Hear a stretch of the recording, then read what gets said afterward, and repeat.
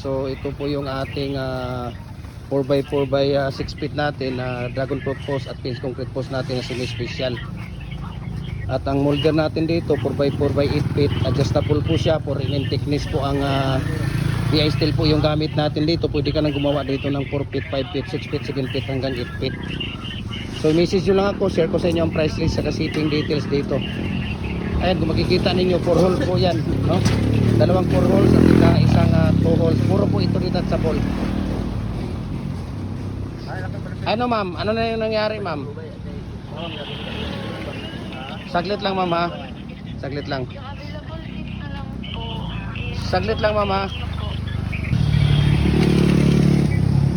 Ayan, so kitang-kita nyo naman kung gaano kabilis at gaano kadali yung ating paggawa ng ating dragon fruit post o pins concrete post natin.